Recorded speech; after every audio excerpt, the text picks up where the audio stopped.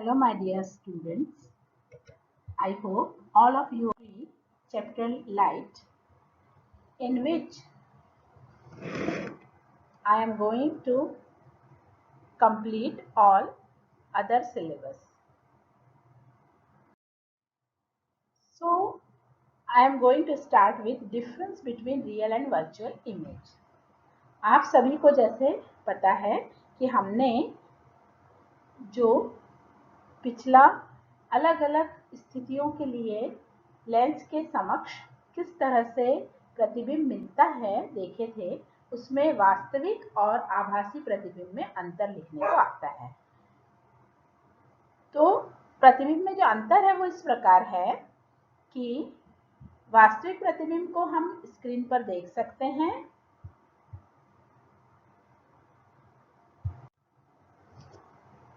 जो दूसरा अंतर है कि हमेशा वास्तविक प्रतिबिंब इन्वर्टेड यानी कि उल्टा होता है और आभासी प्रतिबिंब हमेशा सीधा होता है। वास्तविक प्रतिबिंब में प्रकाश किरणें रिफ्लेक्शन या रिफ्रैक्शन के बाद वास्तव में वहां पहुंचती हैं। The real image is formed when the ray light after refraction or reflection actually meet at the same point, whereas in virtual image is formed when the ray of light after refraction or refraction appear to meet at the point. आभासी प्रतिबिंब में ये सिर्फ इस तरह से प्रतीत होती है जैसे वो वहां से होके आ रही है। वास्तविक प्रतिबिंब में एक्चुअल में प्रकाश का इंटरसेक्शन होता है, यानी कि प्रकाश का जो है वास्तव में वे एक दूसरे से टकराती हैं, जबकि आभासी प्रतिबिंब में ये सिर्फ एक इमेजिनरी फॉर्म में होता है, यानी कि आभास होता है कि प्रकाश किरणें वहां से आ रही हैं। वास्तविक प्रतिबिंब को हम स्क्रीन पर भी बना सकते हैं, जबकि आभासी प्रतिबिंब को हम सिर्फ मिरर में देख सकते हैं, उसको हम कहीं भी पर्दे पर प्राप्त नहीं कर सकते। वास्तविक प्रतिबिंब कॉनकेव मिरर से या कॉनकेव दर्पण से, अवतल दर्पण से मिलता है, और जो आभासी प्रतिबिंब है वो इन तीनों में से किससे मिल सकता है? प्लेन दर्पण और उत्तल और अवतल दर्पण, इनमें से किसी से भी मिल सकता है। अब हमारा जो नेक्स्ट टॉपिक है वो है टोटल इंटरनल रिफ्लेक्शन। तो टोटल इंटरनल रिफ्लेक्शन शुरू करने से पहले आपको मैं जो बताऊंगी कि हमने एक रूल देखा था रिफ्रैक्शन यानी अपवर्तन में हमने एक नियम देखा था कि when light passes through denser to rarer mirror it bends away from the normal, यानी कि जब प्रकाश किरण सघन से विरल माध्यम में जाती है तो यह अभिलंब से परे हटती है, दूर हटती है। जब हम आपतन कोण बढ़ाते हैं तो ये और अधिक दूर होती है, एक ऐसी स्थिति में पहुंचती है कि the angle of refraction became 90 degree, यानी कि उसके लिए अपवर्तन कोण का मान 90 डिग्री हो जाता है। उस कंडीशन में हम क्या कहेंगे कि रिफ्रैक्टेड रे just passing on the layer of contact between both the medium, यानी दोनों माध्यम का जो कटान बिंदु है वहां से जो है अपवर्तित किरण जाती है। ये एक स्पेशल कंडीशन है। इस कंडीशन में जो आपतन कोण होता है उसे हम क्रिटिकल एंगल यानी कि क्रांतिक कोण कहते हैं। तो क्रांतिक कोण क्या कहलाता है? क्रांतिक कोण वह कोण है जिसके लिए कि अपवर्तन कोण का मान 90 डिग्री हो।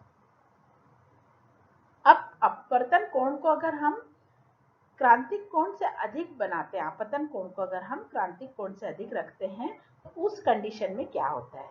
उस कंडीशन में जो प्रकाश किरण है वो डेंसर मीडियम में ही वापस आ जाती है और वह अपवर्तित नहीं होती, और वह क्या हो जाती है? परावर्तित हो जाती है, और वो परावर्तन के नियमों का पालन करती है। ये जो फिनोमिना है ये कहलाता है टोटल इंटरनल रिफ्लेक्शन, यानी कि पूर्ण आंतरिक परावर्तन। पूर्ण आंतरिक परावर्तन को हम इसलिए किस तरह से डिफाइन करेंगे? The reflection of light ray within a medium such as water glass from the surrounding surface back into medium, यानी कि पूर्ण आंतरिक परावर्तन प्रकाश की वह घटना है जबकि एंगल ऑफ इंसिडेंट मतलब कि आपतन कोण अगर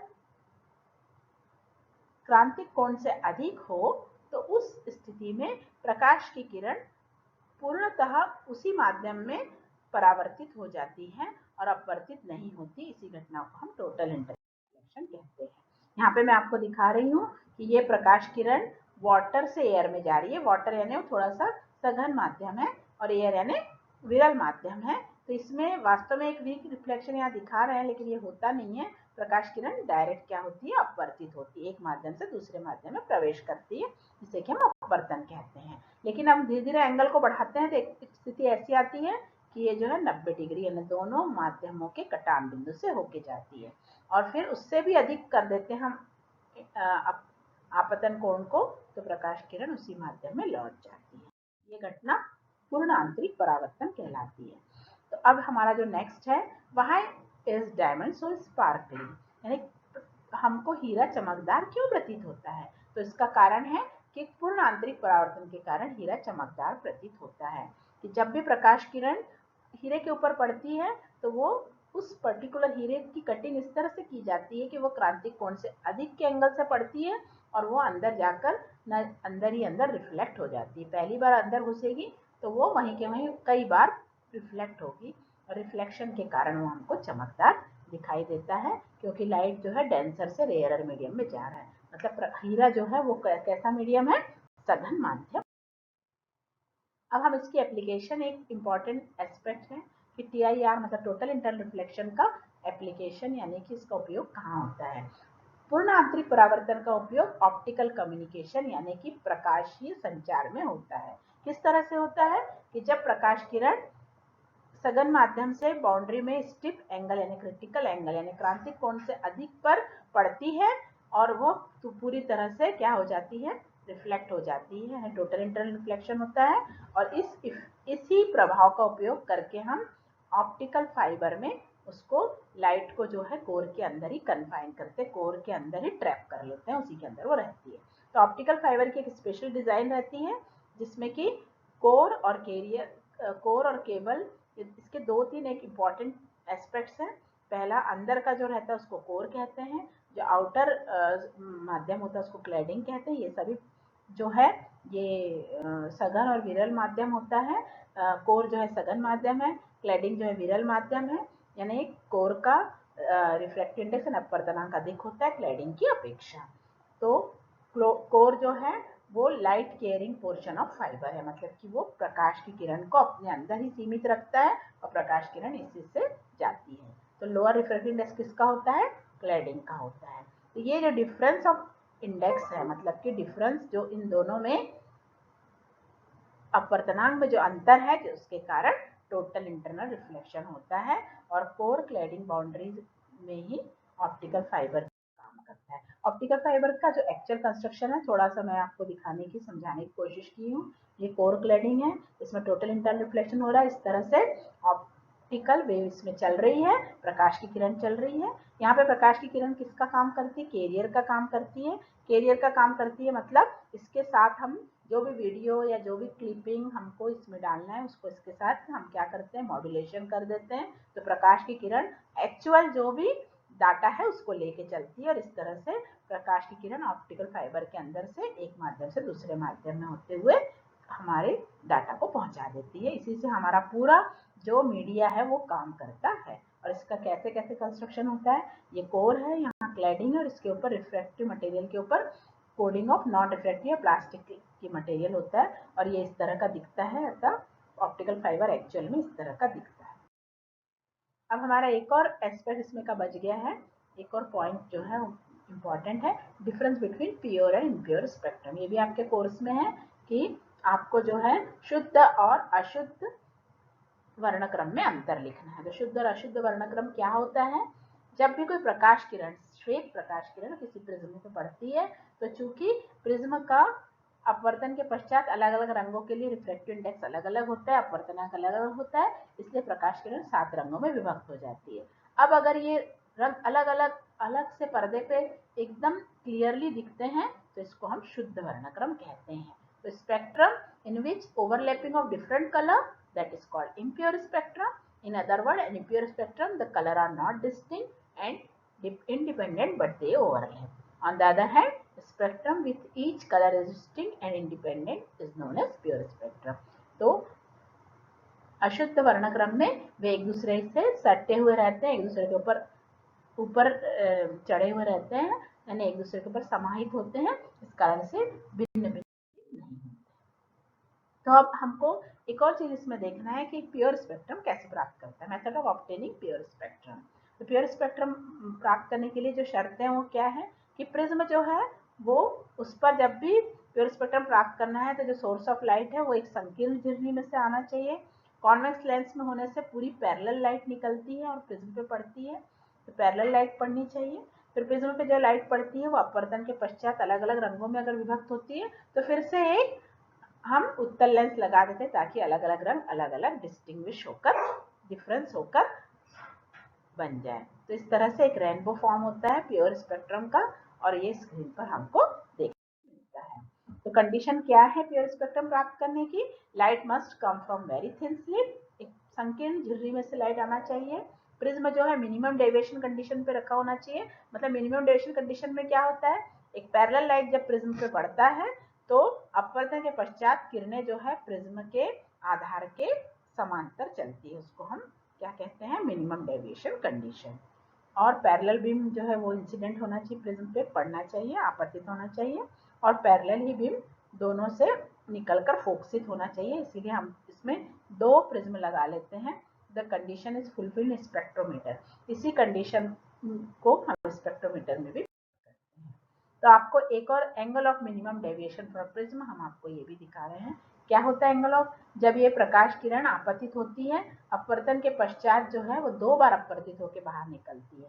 तो वास्तव में अगर यहाँ प्रिज्म नहीं होता तो ये हमारी आपतित किरण सीधी निकल जाती, ये चूंकि 2 बार अपवर्तित होकर मुड़ी है, इसलिए टोटल जो इसका जो मुड़ना है ये कहलाता है डेविएशन एंगल या विचलन कोण। कुल कितनी विचलित हुई है, ये टोटल डेविएशन एंगल कहलाता है। तो अपवर्तन का कोण हम जब बढ़ाते हैं तो डेविएशन जो एंगल है वो कम होने लगता है। तो एक कंडीशन ऐसी आती है वो मिनिमम हो जाता है, जिसको कि हम न्यूनतम विचलन कोण कहते हैं। तो न्यूनतम विचलन कोण की कंडीशन में प्रिज्म में जो ये जो अपवर्तित किरण है ये आधार के समांतर होती है, parallel to base of prism. तो इसके लिए हमें फॉर्मूला डेरिवेशन यहाँ पे देख रहे हैं, जो कि एंगल ऑफ प्रिज्म और एंगल ऑफ डेविएशन के लिए हम क्या कर रहे हैं, ये आपने इसके पहले भी हमने पिछले फॉर्मूले में देखा था, del equal to I1 plus I2 minus A। तो इसमें एंगल ऑफ मिनिमम डेविएशन के कंडीशन में क्या होगा, यदि ये पैरेलल है तो हम देख सकते हैं कि एंगल ऑफ जो I1 इक्वल टू I2 होगा, इसलिए हम इसको I मान लेते हैं, फिर delta M equal to 2I minus A। या इसका और एक फॉर्मूला है, हमने आपने प्रिज्म का फॉर्मूला देखा था, mu equal to sine A plus delta M upon 2 sine A by 2। यदि थीटा छोटा है तो साइन थीटा को हम थीटा लिख सकते हैं, तो हम इसको थीटा से रिप्लेस कर देंगे साइन थीटा को। तो यहाँ पर हम क्या लिख सकते हैं, साइन साइन हट जाएगा, a plus delta M upon 2 a by 2, 2 से 2 कट जाएगा, तो mu a equal to a plus delta M, mu a में a माइनस करेंगे तो a म्यू माइनस 1, तो इसलिए डेल्टा एम किसके बराबर होगा, a म्यू माइनस 1 के बराबर। और ये जो फॉर्मूला है इसका उपयोग हम कहाँ पे करते हैं, डिस्पर्सिव पावर निकालने के लिए। डिस्पर्सिव पावर मतलब प्रिज्म की वर्ण विक्षेपण क्षमता, मतलब प्रिज्म जो है वो अलग अलग रंगों को कितने तरीके से बांट सकता है, अलग अलग रंगों को वो देखने के लिए। तो हम इसके लिए क्या करते हैं, वॉयलेट कलर के लिए del V A mu V minus 1, yellow colour के लिए del Y A mu Y minus 1, मतलब अलग अलग रंगों के लिए रिफ्रैक्टिव इंडेक्स अपवर्तनांक अलग अलग मानते हो, del R equal to A mu R minus 1। तो हमारा रिफ्रैक्टिव इंडेक्स कैसे परिभाषित होता है कि बैंगनी कलर का जो डेविएशन है वो लाल रंग से जो डेविएशन होता है उसमें अंतर, मीन कलर जो है येलो कलर है उसके साथ जो अनुपात है उसको हम डिस्पर्सिव पावर बोलते हैं।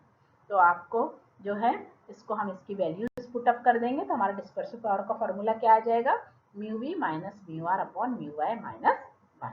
तो इस तरह से इसका उपयोग कहाँ होता है, डेविएशन एंगल डिस्पर्सिव पावर निकालने के लिए। तो आपको डिस्पर्सिव पावर की परिभाषा जो है तो मैं बोल देती हूँ, उसको मैं लिखना भूल गई हूँ, आप लोग उसको नोट कर लेंगे।